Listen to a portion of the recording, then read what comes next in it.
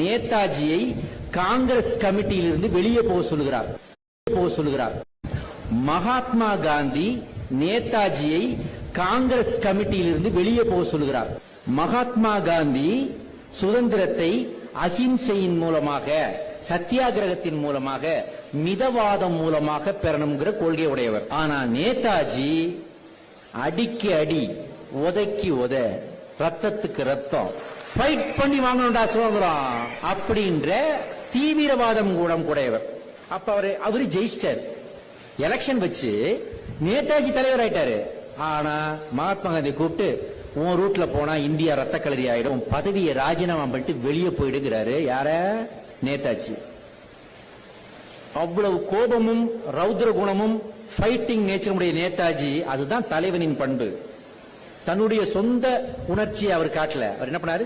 சைலண்டா அதுல இருந்து விலகி ஆல் இந்தியா ஃபார்வர்ட் பிளாக் என்ற அமைப்பை ஆரம்பிக்கிறார். அதன் பிறகு ஜப்பானுக்கு போய் இந்தியன் நேஷனல் ஆர்மி INA என்ற அமைப்பை ஆரம்பிக்கிறார்.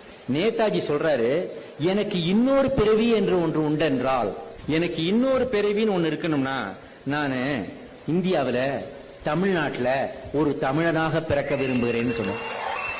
அது ஏன் சொன்னார் தெரியுமா? அவர் INA ஆரம்பித்து அந்த INA படைக்கு ஆள் திரட்டிய போது, எது பிரிட்டிஷ் நம்மள ஆண்டுகிட்டு இருக்க, அவன்கிட்ட துப்பாக்கி இருக்கு, குண்டு இருக்குது, அவன்கிட்ட விமானங்கள் இருக்குது, அவனை எதுக்குறதுக்கு இந்தியாவுக்குள்ளே படை திரட்டுகிறார் நேதாஜி. அப்ப அதுல போய் சேர்ந்தது யார் தெரியுமா? வீர குணம் கொண்ட தமிழர்கள் தான் அதிகமா போய் சேர்ந்தாங்க. என்னுடைய நிதி, எனக்கு உதவி வேணும்னு கேட்ட உடனே தமிழ் தாய்க்குலங்கள் என்ன பண்ணாங்க தெரியுமா? பர்மாவில் கையில, கழுத்துல, காதுல, மூக்கில இருந்த நகைகளை எல்லாம் கழட்டி அவருடைய பாதத்துல போட்டாங்க.